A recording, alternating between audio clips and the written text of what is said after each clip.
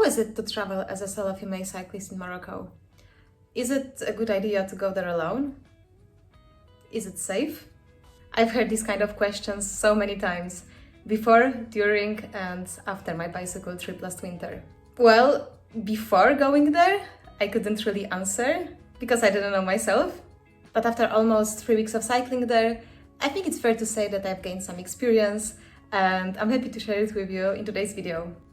Just so you know, I did a fairly short distance of about 600 kilometers. I started my journey in Marrakesh, cycled to Casablanca, and then followed the Atlantic coast all the way to Tangier. I didn't go to the mountains, nor deep into the desert, so I can't say anything about cycling in those areas. Before coming to Morocco, I've already had a rough idea how cycling there might look like. I've been there 7 years ago with my ex-boyfriend, and what surprised us back then was that we didn't drive that much attention, even if we showed up in pretty random places when tourists normally don't go. For example, when visiting local cafes in very little towns, people would usually glance at us briefly, maybe exchange some words, and that's it. No staring, no taking pictures, no asking for money. It was great, because being in the center of attention could get a bit exhausting, right? But this time I was about to travel alone, and on a rather unusual means of transport, so to say. So I expected things to be different. And guess what? Once again, people didn't make a big deal out of me being there.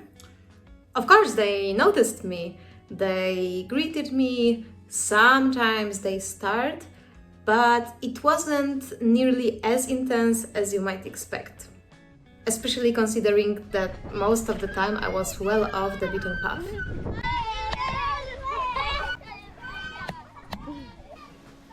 Hello. Hola. Hola, hola. Another thing that positively surprised me was that people rarely asked me if I was traveling alone and why. I'm actually quite used to it, because in some countries it's considered unusual for a woman to travel solo, so people get curious and ask questions. But in Morocco, that didn't happen that often. And even if they did ask, and I said that yes, I came here on a bicycle, alone, people's reactions were usually very friendly and positive, like, "Oh, that's really cool what you're doing," or "Wow, respect, madame." During that trip, I received a lot of kind words and gestures. People would give me thumbs up on the street, or even do this, which was a bit funny. It felt like people in Morocco simply accepted me as I was, and I feel very grateful for that. Okay, let's talk about safety. A very important topic, especially if you are a solo female traveler.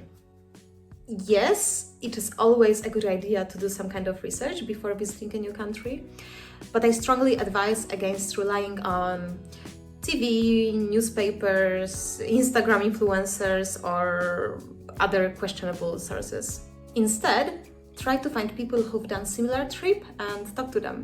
If you don't know anyone, search for blogs, YouTube videos, there's plenty out there.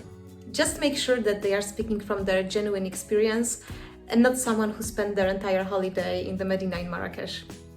Mass media tends to focus only on bad news, because this is what gets attention. And Morocco's reputation, well, it's not the best, I guess. But in my experience, it turned out to be a pretty safe country to cycle in. I wouldn't put it among the very safest, but it definitely exceeded my expectations. As a tourist in Morocco, you can feel somewhat protected. I'm not sure that's the perfect word, but the country clearly puts effort into being the #1 tourist destination in Africa, and it shows. Les Polonais, soyez le bienvenu. Traversée. C'est très gentil, merci. Bonne visite. Sure, someone can shout something behind your back or say something silly. That could happen, but I was never approached in an aggressive way. No one ever tried to harass me or touch me or anything, so in that regard, I never felt at risk. Now, what I did find more dangerous, and I have to mention it, was the traffic. It can get pretty intense in cities, even small ones. You've got cars, you've got motorbikes, Horses, donkey carts, cyclists, all mixed together in some kind of chaotic but functioning system. At first it can seem a bit scary, but if you want to get anywhere, you just have to deal with it. And once you're in, it's not that bad. It could be actually quite pleasant. Still, you need to be super careful, have eyes all around your head, think not only for yourself, but for everyone else too.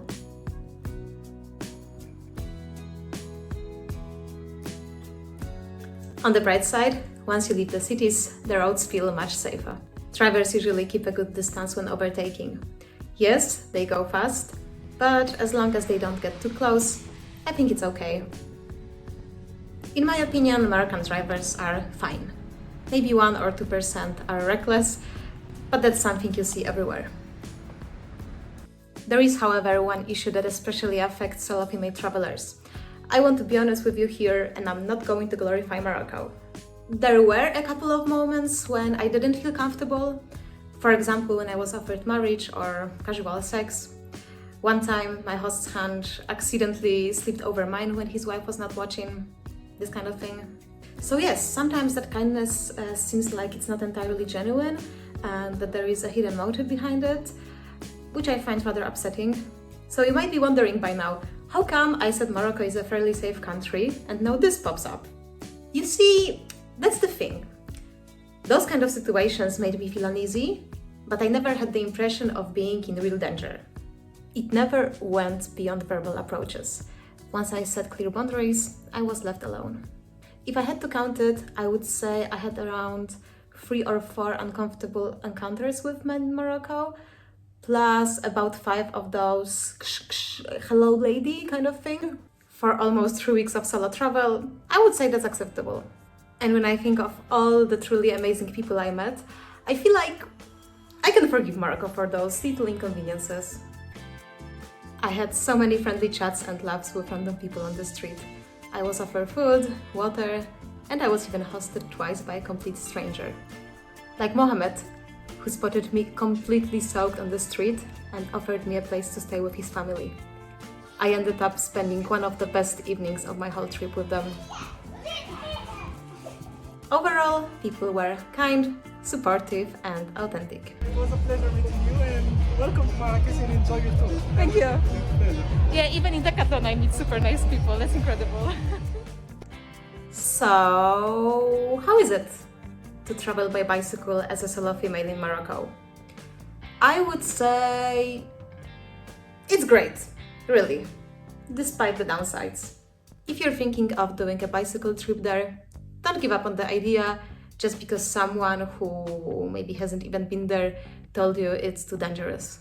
Of course, you need to be prepared to handle situations that might make you feel a bit uneasy, but most importantly, be open, positive, respectful towards other cultures, and just enjoy the experience.